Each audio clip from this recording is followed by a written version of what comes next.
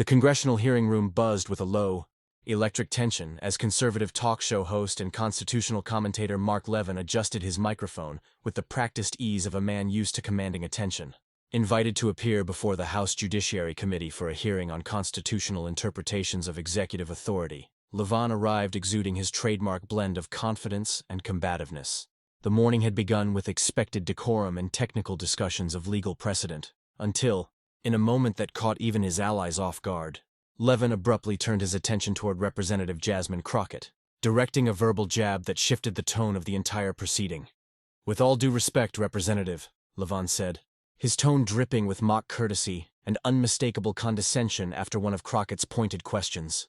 "Your interpretation of constitutional law suggests your degree might have been tucked inside a cereal box. Perhaps spend less time quoting MSNBC talking points and more time reading the Federalist Papers." The insult hung in the air like static. For a heartbeat, no one moved. Conversations in the press gallery halted mid-sentence. Even those who usually aligned with Levin's ideology looked uneasy, aware that this had crossed the invisible line between heated debate and unprovoked personal attack. Cameras zoomed in as Representative Jasmine Crockett, composed and deliberate, flipped through her notes. She glanced at Levin with an expression so steady, it immediately shifted the balance of power in the room.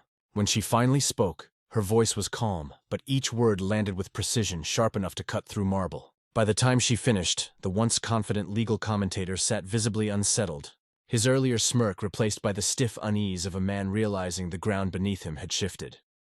Within hours, the exchange would go viral, dissected by journalists, scholars, and social media users alike. Constitutional law professors would later describe it as one of the most precise dismantlings of intellectual arrogance ever captured in a congressional hearing. Clips circulated under headlines praising preparedness over pomposity. Like and subscribe for more political moments where expertise triumphs over arrogance, and where the mastery of law speaks louder than bluster. The House Judiciary Committee hearing had been planned weeks in advance. Staffers had arrived at dawn, setting out water pitchers, testing microphones, adjusting camera angles, and aligning the brass nameplates on the long mahogany dais. Journalists filtered into the press section, laptops ready, bracing for yet another round of predictable partisan exchanges. Few suspected that this particular hearing would deliver anything more than routine political theater. Mark Levin, however, was no ordinary witness. The 66-year-old former chief of staff to Attorney General Edwin Meese had transformed himself into a household name among conservative circles, his fiery radio monologues and late-night TV appearances making him both feared and admired. Known for his rapid-fire delivery and encyclopedic memory of constitutional cases, Levin had built a reputation for intellectual dominance and merciless debate tactics. That morning, he entered the room precisely 15 minutes early, trailed by a young assistant burdened with thick legal volumes and binders. He wore a charcoal suit, a crisp blue tie, and his reading glasses perched on top of his head, the curated image of a scholar warrior. "Levin doesn't tolerate amateurs," whispered a senior Capitol correspondent to a junior reporter nearby. "He's forgotten more constitutional law than most members ever knew. But God help you if he thinks you're bluffing." Across the aisle sat Representative Jasmine Crockett of Texas, calm, observant, and meticulously prepared. In her third term, she had earned quiet respect from both allies and adversaries for her disciplined approach to hearings. Before politics, she had practiced law for 15 years, specializing in civil rights and constitutional litigation. Her staff had spent days preparing for this hearing. Color-coded tabs marked Supreme Court precedents, key quotes highlighted in yellow, and a notepad filled with carefully structured questions designed to reveal inconsistencies without theatrics. This wasn't just another policy discussion. It was an inquiry into the constitutional boundaries of executive power, particularly the legal justification for emergency declarations. The topic carried profound implications, not only for future administrations, but for the separation of powers itself. Legal scholars and political analysts were tuned in, aware that the stakes went far beyond partisan talking points. Chairman Johnson brought the gavel down promptly at 10 a.m.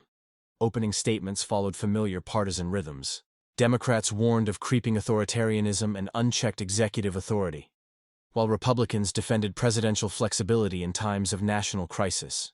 When it came time for Levin's statement, his delivery was polished and assertive, the voice of a man used to having the last word. "The framers," he began, "understood that effective governance sometimes demands swift and decisive action. Today's obsession with second-guessing executive emergency powers reflects a deep misunderstanding of constitutional structure and historical precedent. For nearly an hour, the questioning proceeded predictably.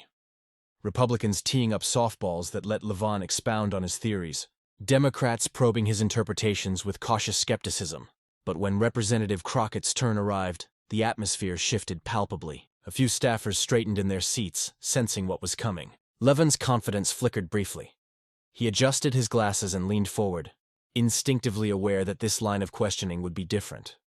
Unbeknownst to the room, Crockett had spent her entire weekend dissecting not only Levin's written testimony, but decades of his legal writings, from scholarly articles to op-eds, from published books to his old law school thesis. What she discovered painted a revealing pattern.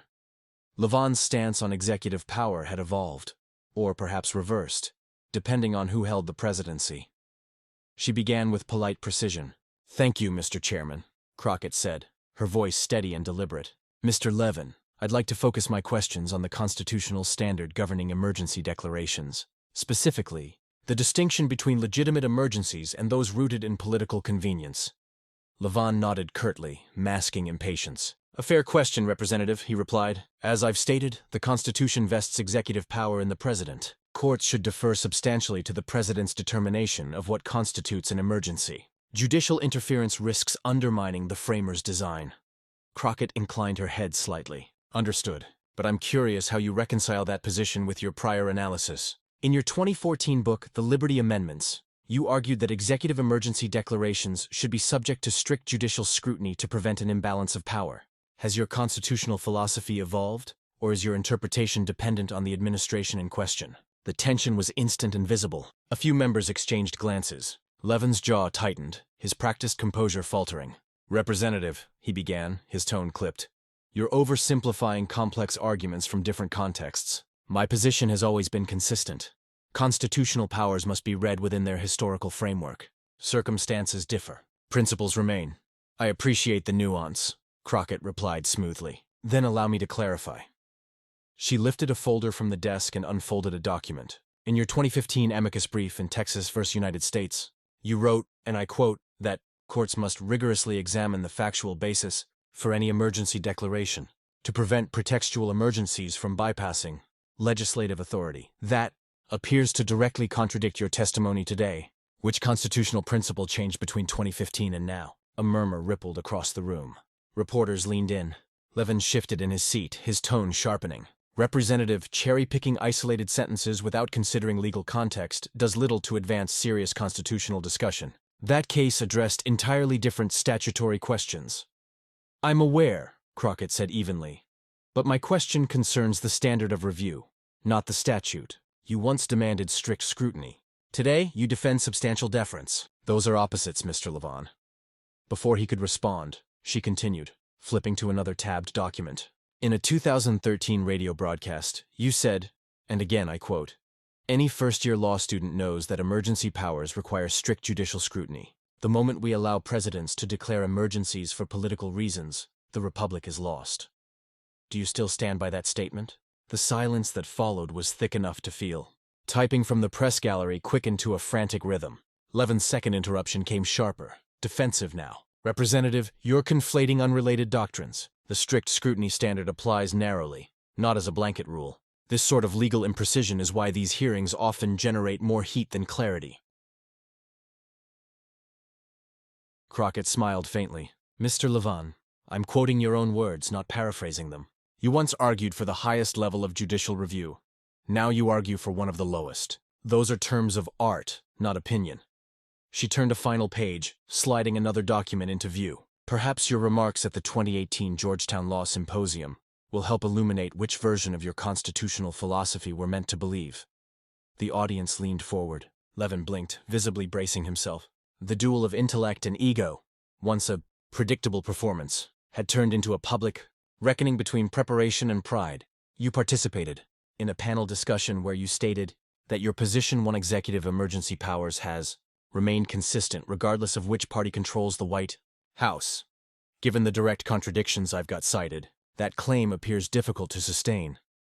Could you explain this discrepancy?" Photographers' cameras clicked rapidly as Levin consulted briefly with his notes.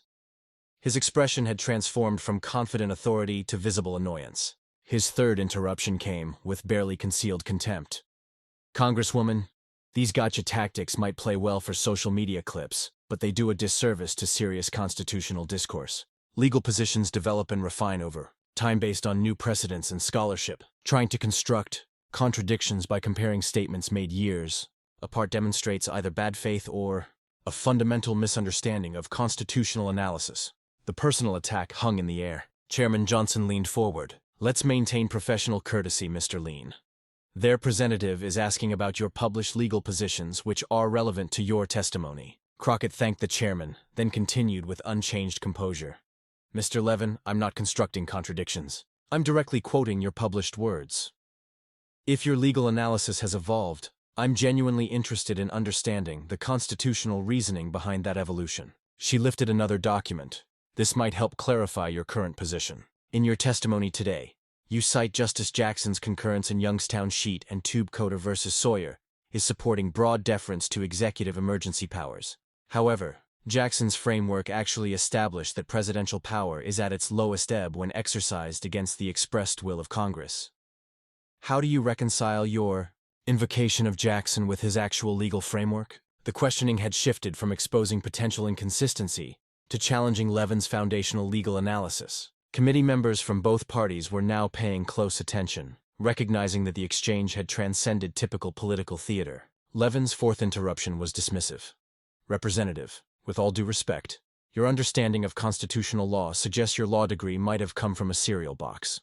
Perhaps spend more time studying the Federalist Papers and less time on MSNBC talking points." Palpable shock rippled through the hearing room. Even Republican members appeared uncomfortable with the personal attack on a colleague's professional credentials. The chairman began to intervene, but Crockett raised her hands lightly, indicating she wished to respond. "I'll address the substance of your non-answer momentarily. Mr. Levin," she said, her voice still measured, but with a new edge of precision. "But first, since you've raised the issue of legal credentials, I think the record should reflect the relevant qualifications."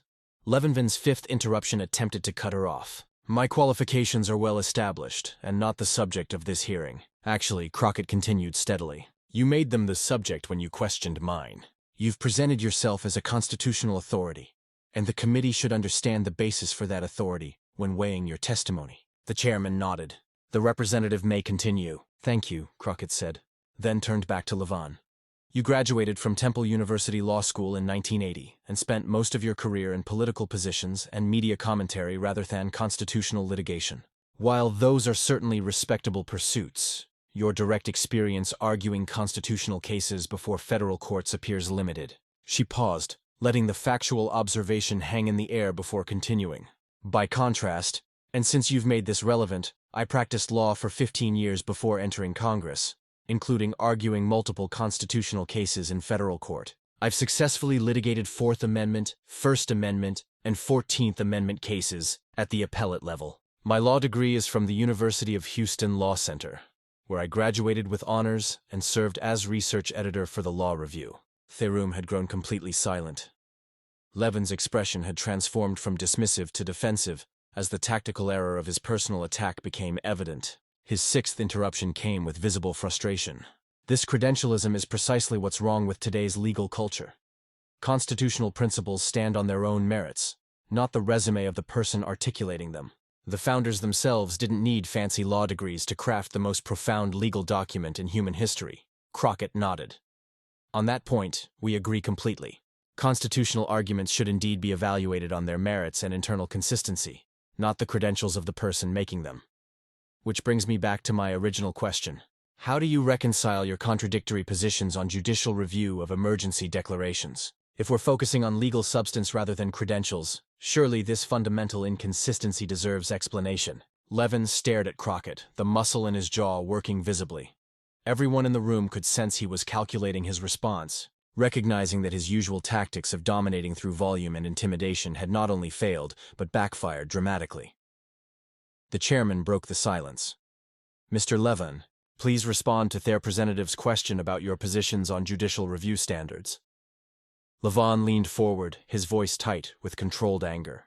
"Different political contexts require nuanced application of constitutional principles. What might seem like inconsistency to a superficial analysis actually reflects sophisticated adaptation of enduring principles to changing circumstances. The complexity of constitutional jurisprudence doesn't lend itself to go-to questioning or simplistic accusations of contradiction. That's when Jasmine Crockett delivered her response, the statement that would reverberate through legal education, classrooms, and political discussions for years to come. "Mr. Levin," Crockett said, her voice clear and deliberate, "the Constitution doesn't change based on which party controls the White House. If your interpretation does, you're not practicing constitutional law. You're practicing politics." The simplicity and moral clarity of her statement seemed to freeze the entire chamber. No elaborate legal argument, no personal attack, just the articulation of a fundamental principle that had been obscured by years of partisan legal commentary. For several seconds, complete silence held the room. Levin's face, normally animated with a confident indignation that characterized his media persona, registered genuine discomfort. For perhaps the first time in his public career, he appeared at a loss for words, confronted not by an ideological opponent he could dismiss, but by the inconsistency of his own documented positions. The gallery remained hushed, but the energy had completely shifted. Several committee members sat up straighter. One of Levin's allies on the panel looked down at his papers, visibly uncomfortable with how the exchange had unfolded. Chairman Johnson cleared his throat. "Mr. Levin, would you care to respond to their representative's comment?" Levin gathered himself, straightening his papers. When he finally spoke, his voice had lost its earlier combative edge. "Constitutional interpretation has always involved applying enduring principles to changing circumstances," he said carefully. "While the core principles remain constant, their application necessarily evolves. If my articulation of these applications has appeared inconsistent, perhaps I could have been more precise in distinguishing between the principle and its application in specific contexts." It wasn't a full concession, but from Mark Levin, a man known for never giving ground in political debate, it represented an extraordinary retreat. Everyone in the room recognized they were witnessing a rare moment where substance had triumphed over celebrity, where careful preparation had overcome bombast. Crockett nodded, acknowledging his response without pressing her advantage. "Thank you, Mr. Levin. I believe consistency and constitutional interpretation is essential to the rule of law. When legal principles change based on political outcomes rather than legal reasoning, public faith in our institutions erodes. I hope we can find common ground in that observation, if nothing else." The chairman checked his watch. "Representative Crockett's time has expired. We'll move to the next member for questioning." As the hearing proceeded to the next questioner, the dynamics had shifted noticeably. Levin's responses became more measured, more carefully qualified. Other committee members, sensing the changed atmosphere, pressed with more substantive questions rather than partisan talking points. Within minutes, the first clips appeared online. Within an hour, the exchange would be featured on legal blogs and news sites. By evening, the video of Crockett's decisive line, "The Constitution doesn't change based on which party controls the White House," had been viewed over 10 million times, shared by legal scholars, students, and citizens across the political spectrum. What made the moment particularly powerful wasn't just Crockett's composure or her command of constitutional principles. It was the way she had redirected a personal attack back to substantive legal analysis, demonstrating through her conduct thievery, professionalism, and expertise that had been questioned. She had defended her credentials not primarily by citing them, but by demonstrating them through the precision and consistency of her legal analysis. As commentary spread across news and social media platforms, legal experts from across the ideological spectrum acknowledged the significance of the exchange. On CNN, conservative legal scholar Jonathan Turley observed, "What we witnessed today was a reminder that constitutional law is not about volume or rhetoric, but about consistency and principle."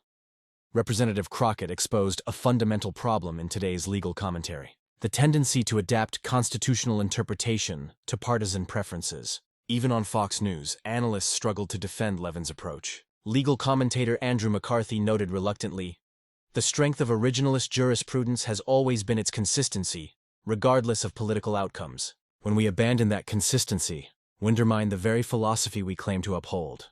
Today's exchange was an unfortunate example of that danger. By the following morning, the confrontation had expanded beyond political circles into law schools and legal forums nationwide. Constitutional law professors reported students discussing the exchange in class, with many using it to examine their own consistency in legal reasoning across political contexts. The moment had demonstrated something important about constitutional discourse in the modern era. In a time when legal commentary had often become indistinguishable from political advocacy, a commitment to principled consistency still had the power to cut through partisan defenses and create moments of genuine accountability. The impact of the exchange between Representative Crockett and Mark Levin expanded far beyond the hearing room, transforming from a congressional confrontation into a broader conversation about intellectual integrity in constitutional interpretation. Outside the Ryden-Rayburn building, law students from Georgetown, George Washington, and American University gathered spontaneously as news of the exchanges spread.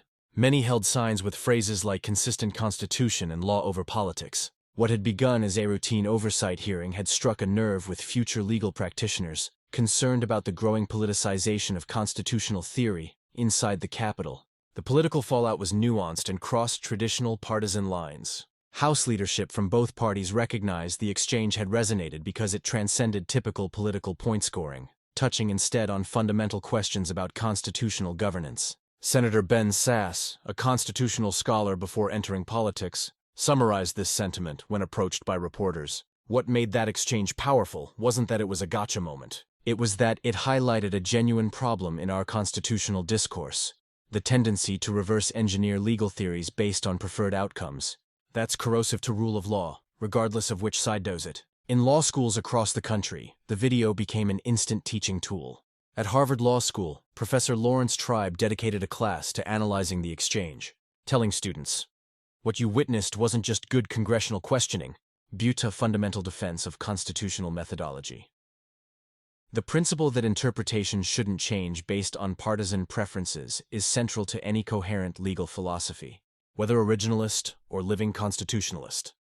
For Levin himself, the aftermath brought significant professional challenges. His radio program faced an unusually critical caller response in the days following the hearing, with many conservative listeners expressing disappointment in his resort to personal attacks rather than substantive legal argument. Several law schools that had previously invited him to speak on constitutional topics quietly rescinded those invitations, concerned about the academic credibility of his presentations. 3 days after the hearing, Levin addressed the controversy on his radio show, while maintaining that his constitutional positions were consistent when properly understood. He acknowledged that personal comments about a representative's legal background distracted from the substantive constitutional issues, which should always be our focus. The qualified apology reflected his recognition that the exchange had damaged his standing as a serious constitutional commentator. Meanwhile, Crockett's measured handling of the confrontation significantly enhanced her reputation among legal professionals and constitutional scholars. The American Bar Association invited her to deliver the keynote address at their Constitutional Law Symposium. Law Reviews requested articles expanding on her views of consistent constitutional interpretation.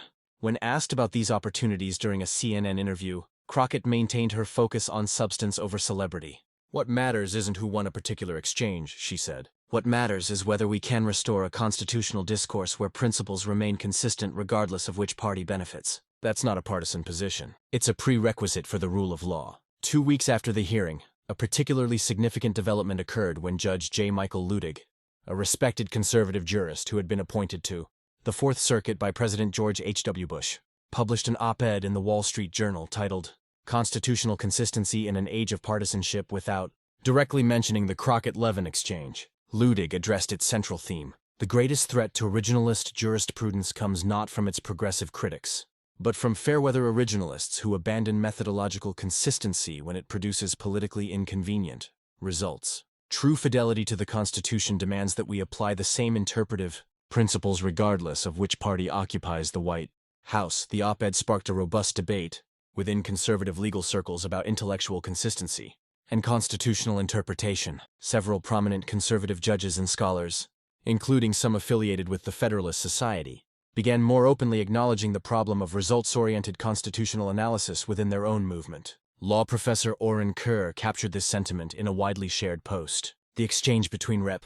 Crockett and Mark Levin did our constitutional discourse a service by highlighting a problem that exists across the political spectrum: the temptation to adjust our constitutional theories to fit our political preferences. Recognizing this tendency is the first step toward a more intellectually honest legal culture." For Crockett, the aftermath brought both new opportunities and challenges. Her national profile had risen significantly, but she maintained her focus on substantive legal work rather than media celebrity. When asked about Levin during subsequent interviews, she consistently redirected the conversation to the underlying constitutional principles rather than personalizing the disagreement.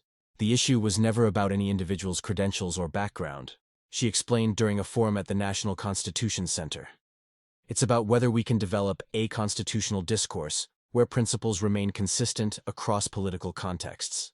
That's not liberal or conservative. It's about the integrity of legal reasoning itself. 6 months later, the impact of the exchange continued to reverberate through legal education and constitutional commentary. Law schools reported that applications to constitutional law programs had increased, with many applicants citing the Crockett-Levin exchange as influencing their interest in the field. Legal publications across the ideological spectrum published articles examining consistency and constitutional interpretation, many explicitly referencing the hearing as a catalyst for renewed focus on methodological integrity. Perhaps most significantly, the confrontation appeared to influence how media outlets approached constitutional commentary. Network legal analysts, noting the overwhelming public response to Crockett's focus on consistency, began more frequently challenging guests to reconcile their current legal positions with their past statements. One major cable network updated its standards guidelines to require that legal commentators disclose when they had previously advocated contrary positions on similar constitutional questions. What had made the moment so powerful wasn't just the specific exchange, but Crockett's articulation of a principle that transcended partisan division. The Constitution doesn't change based on which party controls the White House. If your interpretation does, you're not practicing constitutional law. You're practicing politics. That principle that constitutional methodology must remain consistent regardless of political outcomes had resonated across ideological lines, offering a rare moment of consensus in an era of polarization. It suggested that despite the powerful incentives for results-oriented legal analysis, Americans still valued intellectual integrity in constitutional interpretation. A year later, the exchange was still referenced in discussions of constitutional methodology, serving as a shorthand for the importance of consistent legal reasoning. It had demonstrated that in a constitutional system increasingly strained by partisan division, a commitment to methodological consistency could still serve as a unifying principle for citizens across the political spectrum. If this examination of constitutional consistency and the difference between principled legal analysis and results-oriented politics resonated with you, like and subscribe for more in-depth analysis of the pivotal moments reshaping American legal discourse. Because beneath the partisan conflicts that capture headlines, it's the integrity of our constitutional system that ultimately secures our rights and liberties.